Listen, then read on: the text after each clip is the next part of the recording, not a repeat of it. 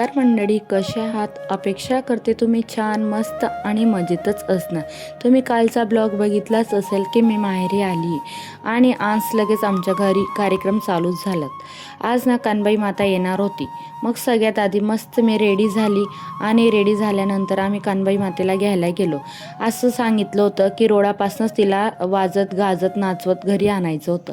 मग काय आम्ही बिना चपलीचं, त्यांनी सांगितलं चप्पल न घालता जायचंय. मग मस्त रेडी वगैरे झालो आणि तिकडे गेलो तर मस्त गाडीचीही पूजा केली आणि नंतर मग कानबाई मातेचीही पूजा केली आणि ज्यांनी ती कानबाई माता धरलेली होती त्यांची देखील मी पूजा केली, पाय धुतले.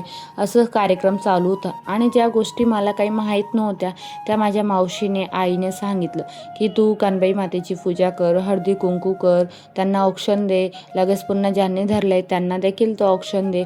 अशा प्रकारचा आमचा हा कार्यक्रम चालू होता.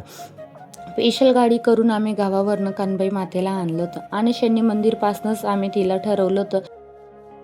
ही कानबाई माता ना या आजीच्या घरची होती आणि माझ्या मम्मीने ना माझ्या मोठ्या दादाच्या लग्नात देखील आम्ही सगळ्यात पहिली पाहुणे म्हणून कानबाई मातेलाच बोलवलं होतं. आणि यावेळेस पण माझ्या भावाच्या लग्नाला आम्ही असंच केलं. आमचं दोघं बहिणींचं लग्न तर बाहेर होतं, पण दोघं भावांचं लग्न घरी असल्यामुळे माझ्या मम्मीने ज्या मनात ज्या इच्छा होत्या त्या पूर्ण केल्या. मग कानबाई मातेला मस्त माझ्या मम्मीने पाहुणे म्हणून बोलवलं होतं. आम्ही तिचं छान औक्षण केलं आणि तिकडनं तिला वाजत गाजत घेऊन आलो.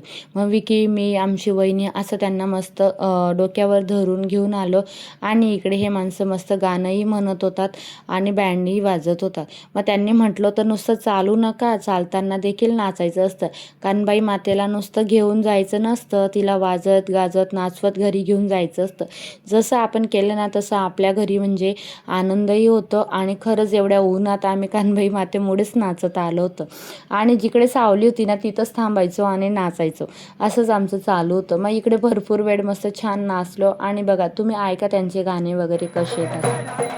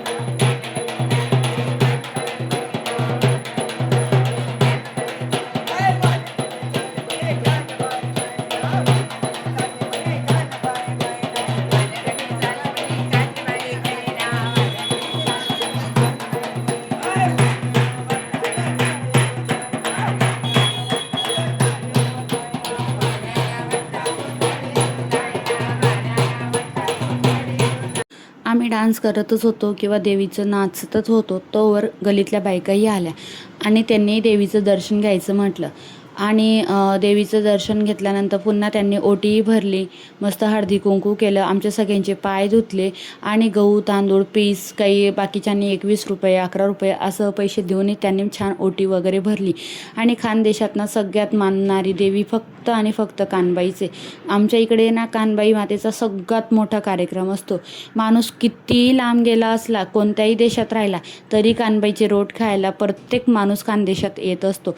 खरंच खानदेशाचा ना सगळ्यात मोठा सण म्हणजे फक्त कानबाई मातेचाच असतो बघा. आणि इकडे दिसतंही आपल्याला की लोकांना कानबाई मातेविषयी किती प्रेम आहे, काय आहे. आणि म्हणायला गेलं ना आम्ही इकडे उभे आहेत ना, इकडे ना चक्की आहे. चक्कीवर जे लोक दळण वगैरे दळायला आले होते ना, अक्षरशः ते लोक देखील त्या कानबाई मातेचं दर्शन घ्यायला आले, नमस्कार केला.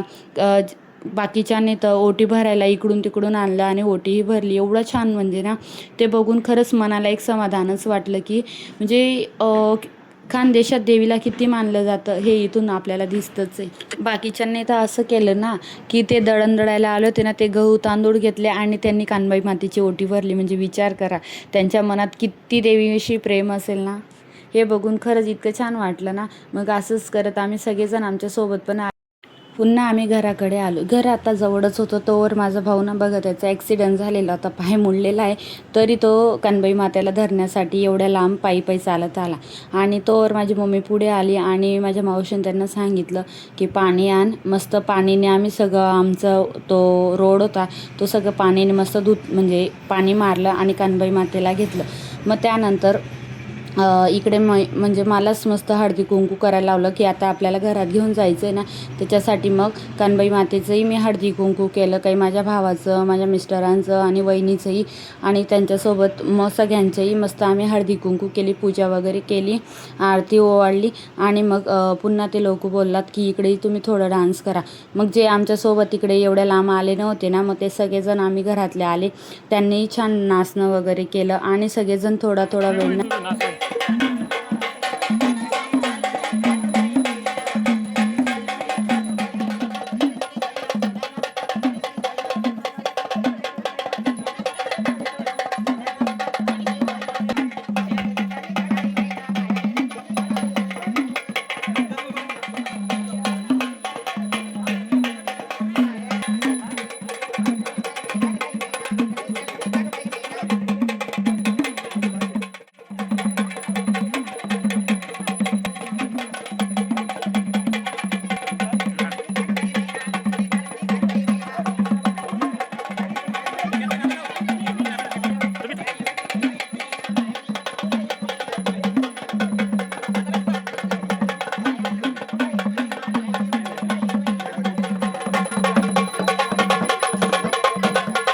नंतर काय मग आमचा नवरदेव देखील मस्त कानबाई मातेला डोक्यावर घेतलं आणि नाचायला लागला.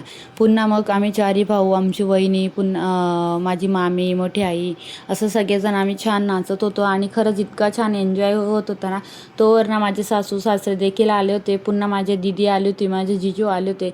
हे सगळे म्हणजे जवळपास ना कानबाई येते तोवर आमचे सगळे पाहुणे आमचं पूर्ण मन भरून मस्त नाचल्या गेल्यानंतर तोवर आमचे जयजी पण बोललात की थाकवा थोडा वेळ मीही कानबाई डोक्यावर घेतो आणि नाचतो.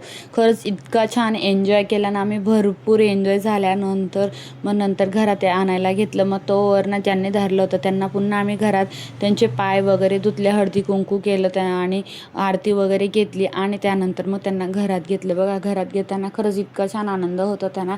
आणि देवी आल्यानंतर ना आमचं घर पण इतकं म्हणजे असं घवघवात वाटायला लागलं होतं. खरंच इतकं छान प्रसन्न वाटायला लागलं. आणि घरात घेताना सगळेजण म्हणत होते कानबाई माते की जय हो, कानबाई माते की जय हो. मस्त घरात घेतलं आणि आमच्या देवाऱ्याजवळ मस्त त्याची स्थापना केली आणि मग मस्त आरती केली सगळ्यांनी मिळून. आणि खरंच इतका छान आनंद होत होता ना. असं केलं आम्ही देवीचं स्वागत. तुम्हाला कसं वाटलं हे कमेंटमध्ये आजचा व्हिडिओ आवडला असेल तर कमेंटमध्ये जय कानबाई माताला विसरू नका. जर तुम्हाला आजचा व्हिडिओ आवडला असेल तर लाईक, शेअर आणि सबस्क्राईब करायला विसरू नका. Take care friends and bye.